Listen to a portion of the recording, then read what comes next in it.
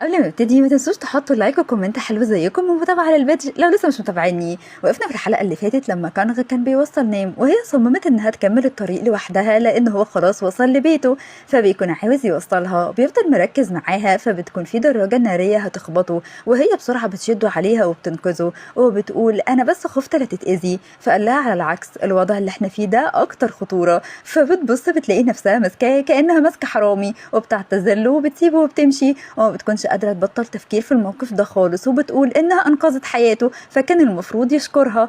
اما هو ففعلا وضعه بيكون في خطر وما بيكونش قادر يتخطى اللي حصل ده خالص، وشكلها كده شرارة الحب ولعت، ولكنه بيتخض على نفسه كده وبيقول ايه اللي انا حاسه بقى ده، وبيتخيل انه اكيد مريض وعنده مشكلة في القلب، لكن حب لا ابدا. وبيفتكر القهوة اللي اديتها له نام وبيضحك وبيقول ايوه فعلا اكيد هي القهوة السبب. اما نام بقى فبتحلم انه جه وقت الاعلان عن الموظف المميز وبتكون متحمسة جدا، ولكن بتتصدم ان الفايز هو كانغ وهو اللي هيسافر مع تشين. فبتقول له انت الرئيس التنفيذي وما ينفعش تختار نفسك. قال لها انا موظف زيك وده حقي. قالت له بس انا اشتغلت كتير جدا. قال لها وانا اشتغلت اكتر منك. فقالت له ان هو استغل سلطته. فقال لها ايوه انا مستغل وكمان انت مطروده. فبتفضل تصرخ وبتصحى على صوت صراخها وبتقول لا اكيد ده حلم سخيف جدا ومش هيتحقق. فبتلاقي رعد وبرق ورياح وجو مرعب جدا. فبتفتكر ان عندهم مسرح لعرض الازياء، وبيكون في الوقت ده كانغ في الطريق وهو متاكد ان في الجو ده مستحيل حد هينزل للشغل، خصوصا يعني انهم حتى ما يعرفوش الوضع هناك شكله ايه ولا ايه الضرر اللي حصل. فبيوصل يلاقي حاجه غريبه كده، كل حاجه تقريبا متكيسه ومتحافظ عليها كويس جدا على رغم الجو ده. فبيشوفها وهي بتشيل الحاجه لوحدها. فبيقول لها انت هنا ازاي لوحدك في الجو ده وبتعملي ايه اصلا؟ قالت له بحافظ على شغل الموردين، ده اغلبهم جايبين قروض علشان يحضروا العرض ده. فبيحاول ان هو بسرعه يساعدها، وبيستغرب من انها مبتسمه طول الوقت وبتشجعه يكمل رغم خطوره الوضع اللي هم فيه. فبتقول له ان الابتسامه هتغير الوضع، فبينسى نفسه وبيبتسم زيها كده، ولكن بيقول لنفسه لا فوق كده انت هتبتسم ولا ايه. وبعدها بيحذرها انها تعرض نفسها للخطر مره تانية لان سلامتها اولا. بعدها بقى بيعرف ان الشركات لغت عقودها معاهم وهيوقعوا مع الشركه المنافسه ليهم، وان اكيد في جاسوس ما بيننا نقل لهم البيانات المطلوبه دي علشان ينفذوا كل حاجه بالدقه دي. والسكرتير بيكون شاكك في نام، لكنه بيقول له هي هتعمل كده ليه؟ في جاسوسه هتعمل اللي هي عملته وتبقى موجوده حتى من قبلنا؟ قال له ما ده دليل لانها كده قدرت تاخد اكبر معلومات هي محتاجاها. نام بقى بتشوف صاحب القروض وهو قاعد حزين وبتروح تواسيه، فبيشكرها انها ساعدته وانقذت شغله، بس للاسف الملابس كلها كده هتتحول للمخازن بما ان العرض اتلغى. فبيجي كانغو بيقول له اديني فرصه ان انا احاول انا اللي ماشي الشغل ده.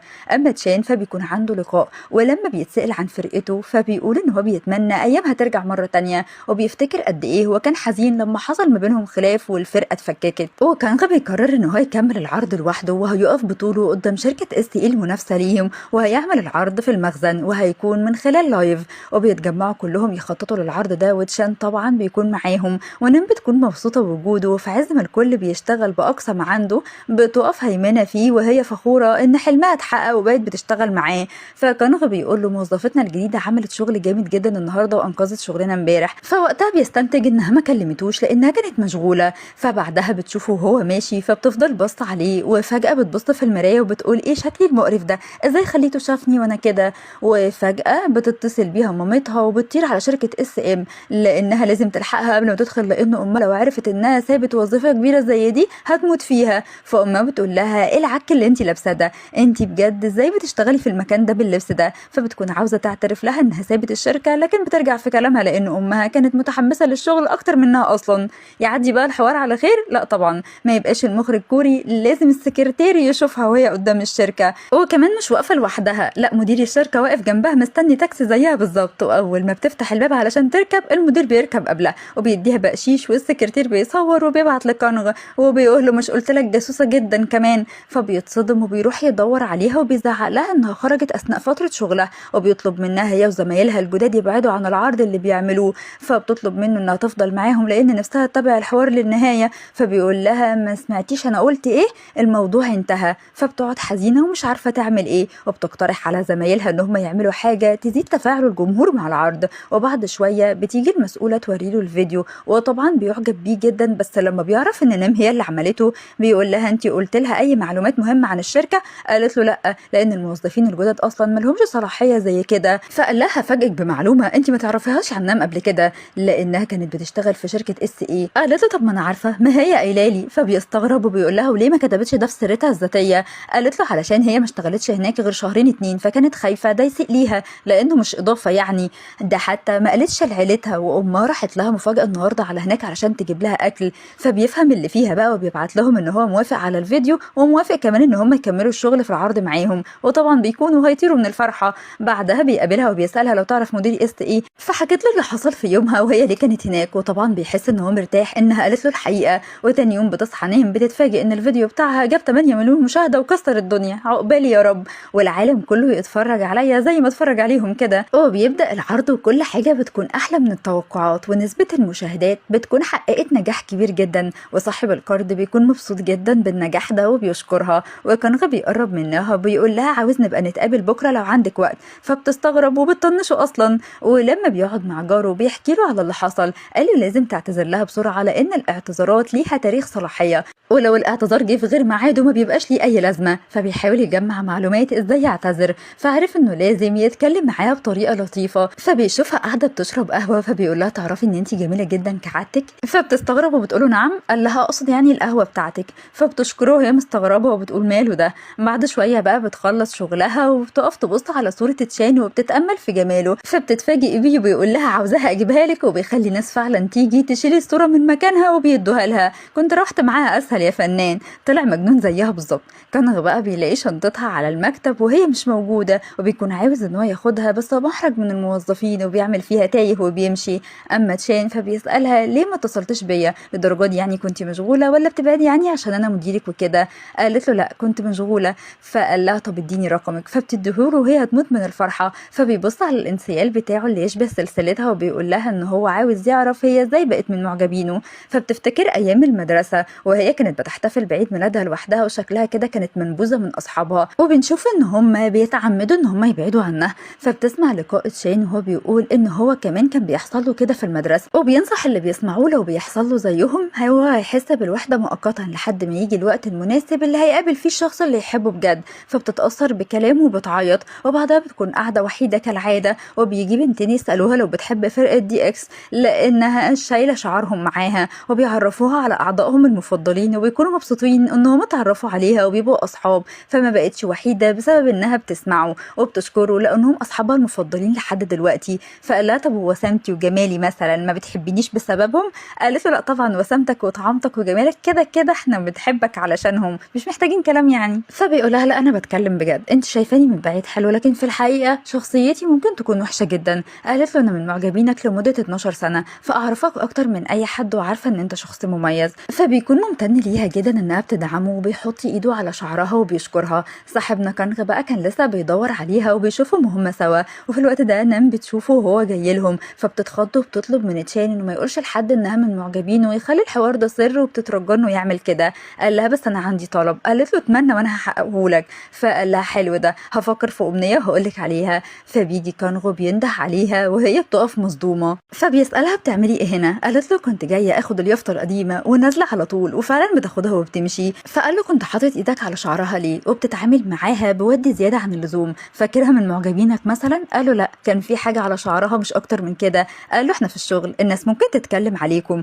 قال له انت بتغير ولا ايه؟ قال له لا ولا غير ولا حاجه، انا ما غير ده مستحيل طبعا. اما نام بقى فماشيه هتموت بشيلتها دي. كانغ بيقول لها تعالي اوصلك، فعملت فيها قويه وقالت له لا انا تمام، فسابها ومشي. وقف قدام شويه وقال لها ها لسه تمام ولا هتيجي اوصلك؟ فبتروح معاه طبعا. فبيقول لها على سوء التفاهم اللي حصل وانه كان شاكك فيها، فبتعمل فيها جد وبتقول له عرفت ازاي ان انا جاسوسه؟ فبيتخض، فبيبص لها وبتضحك زي المجنونه وبتقول له انها بتحب الشركه جدا وعندها استعداد تدور معاه على الجاسوس بنفسها، وبتكون متحمسه جدا. فبيبص لها وهو مبتسم كده وبيفوق نفسه، لا صح صح كده وانت هتبتسم ولا ايه جو العيال التوتو ده؟ اما هي بقى فبتكون معجبه بانجازاتها وانها بقت بتقرب من كانغ اكتر، وبتقول ان شخصيته من قريب احلى بكتير. اما هو فبيسال اليكسا ليه كانت بتضحك وانا بعتذر لها، فقالت له واضح انها معجبه بيك او عندها مشاعر يعني من ناحيتك، تلاقيها اصلا هي اللي كانت بتحاول تقرب لك علشان تحس بمشاعرها دي. تاني يوم بتصحى نايم على رساله من تشان وبيسالها لو فاضيه علشان يخرجوا سوا، فبتجمع صحابها من الصدمه وبتسالهم تعمل ايه، فبيفاجئوها ان ده احتمال يكون ميعاد غرامي، وهي ما بتكونش قادره تستوعب اللي حصل ده. فبتروح تشتري هديه ازازه مشروب، والبنت فضلت تسالها عن مواصفات الشخص اللي هتقدمها له وانها اكيد بتحبه وعايزاه يحبها، فبتديها ازازه مناسبه لطلبها وبتقول لها ان ده اللي هيحقق لها الحب اللي بتتمناه. وكانغ كان واقف وسامع كل ده وشايف نفسه في كل الكلام اللي اتقال طبعا. وبتروح نايم للمكان اللي قالها عليه تشان، وهناك بتتفاجئ ان هو بيصور والممثله بتتاخر فبياخدوها تأدي الدور مكانها. فبيقول لها انتي البنت اللي بدور عليها. فالمخرج بيقول له ستوب، مش ده النص اللي المفروض تقوله. فبتفهم انه كان عايز يقول لها كده وبتكون مبسوطه. وبعد التصوير بيقول لها انه كان هياخدها المطعم يتغدوا هناك، بس الوقت اتاخر فالحجز اتلغى، وعلشان كده هياخدها لبيته يتغدوا هناك سوا، وبكده هتكون حققت له امنيته. فبتتصدم، انا اجي بيتك؟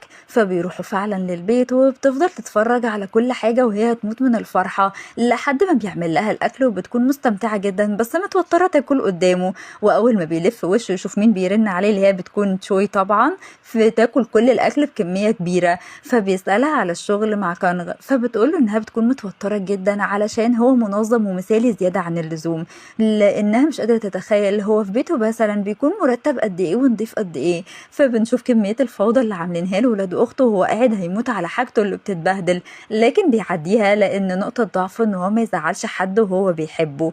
وبيحكي لها ان هو كان رئيس فصله وكان شاطر جدا وكان بيدافع عنه لما حد كان بيضايقه في اي وقت، وما كانش حابب ان انا اكون منطوي كده، كان عاوز دايما ان هو يقرب مني واكون مش وحيد في حياتي. وبقينا من وقتها اصحاب، ودخلت بيته واكلت من ايد مامته وبقى صديقي الوحيد اللي كل الناس بتسيبني الا هو. قالت له انا مش هسيبك، انا بقالي 11 سنه وشهرين بالظبط بحب فيك، فاستحاله ان انا اسيبك. وبتخاف تكون عكت في الكلام وقالت له كمشجعه يعني. فبياخدها يعزف لها اغنيه جديده وبيسالها عن رايها، فبتسرح بقى بخيالها وبتفكر ان هو بيحبها بقى وكده. فبتدخل تشوي في الوقت ده وبتقول لهم انا جيت في وقت غير مناسب ولا ايه؟ اكيد كنتي بتتخيلي ان هو هيحبك مثلا. وبتحرجها بكلام كتير لحد ما نام. بتمشي وتشان بيجري وراها وبيحاول ان هو يعتذر لها، لكنها هي اللي بتعتذر له لو اتفهمت غلط، وبتطلب منه ان هو يسيبها لوحدها لانها حاسه بخذلان وبتعيط من الاحساس المهين اللي هي فيه ده. اتشان بقى بيسال تشوي انت دخلتي هنا ازاي؟ قالت له انت ما غيرتش باسورد الباب، كنت عايز ناجي واشوفك في الوضع ده. قال لها هي كانت من معجبيني لمده 10 سنين من غير مقابل، فكنت بحاول ان انا ارد لها ده. قالت له هتفضل طول عمرك مؤذي، عامل نفسك طيب وكويس قدام الناس وانت بتاذيهم. اما نام بقى فكانت متضايقه من نفسها جدا ومش عارفه تنسى اللي حصل ده خالص، وماشيه في الشارع وهي لا سامعه ولا شايفه. فبيشوفها كانغ وهو في الشارع وبتفتح الاشاره فبينده عليها لكنها مش بتسمعه، وفي عربيه خلاص جايه عليها. فبيفتكر امه وهي في نفس الوضع ده، فبيجري بسرعه يشدها عليه، ولما بيطمن انها بخير بيزعق لها. فبتنهار وبتعيط انها بجد ما خدتش بالها. فبيسالها لو حصل حاجه مش حلوه. قالت له بالعكس، كان احلى يوم في حياتي، حلم حياتي اللي كنت هموت واحققه بقالي سنين اتحقق، بس للاسف الاحلام بتنتهي بسرعه. فبيقول لها تعالي اوصلك للبيت. فبتنسى شنطتها وبتمشي، وبيجي علشان يجيبها لها بتقع من ايده، وبيكتشف وقتها ان ايده اتلوت بسبب ان هو انقذها، وراحوا طبعا على المستشفى. وعرف هناك انه لازم يتجبس لمده اسبوعين، وطبعا هي بتحاول تهتم بيه لكنها بتعصبه كعادتها فبيسيبها وبيمشي. وبتروح بقى لاصحابها اللي مستنيين تحكي لهم عن يومها السعيد، وبتخبي طبعا اللي حصل عنهم، وبتقول انه عزمها على الغدا علشان يشكرها انها كانت من معجبينه مش اكتر.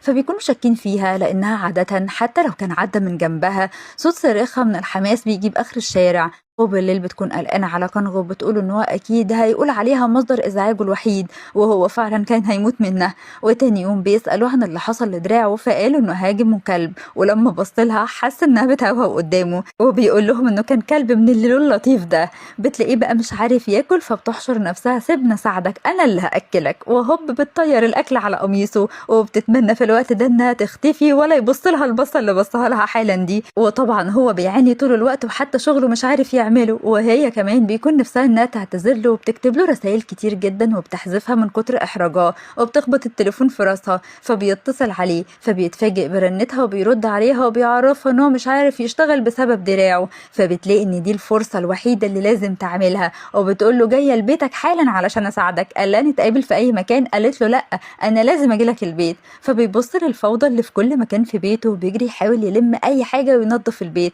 وهي بقى بتيجي في الطريق كله جري جري وبتدخل تقعد جنبه وهو بيكون متوتر جدا ومكسوف منها، ومع ذلك هي بتكون مريحة جدا وبتعمل له كل الشغل مظبوط زي ما هو بيتمنى. ولما بتخلص بتاخد بالها من الملصقات اللي لزقوها ولاد اخته وبتقول له اشيلهم لك، قال لها انا وهو بيتعذب بسببهم، وان ده طبعا عشان هو منظم وما بيحبش العشوائية. فبتقول له انا هساعدك وبتشيلهم معاه. وهي مروحة بقى بتديله ازازة المشروب اللي جابتها له وهي جاية في الطريق كهدية، وبتقول له دي من قلبي. فبيفتكر لما شافها وهي بتجيبها قبل كده وكانت بتقول انها دي اللي هتكون بتحبه، فما بيكونش مصدق نفسه وبيفتكر كل اللحظات الحلوة وبيقول معقولة بتحبني.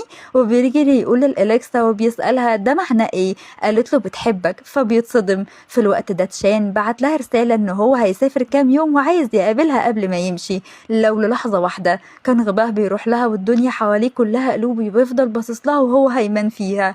ولحد هنا بيخلص مسلسلنا، فعايزة حماس كتير جدا في الكومنتات عشان اتشجع وانزل لكم الحلقات اللي جاية في اسرع وقت. سلام.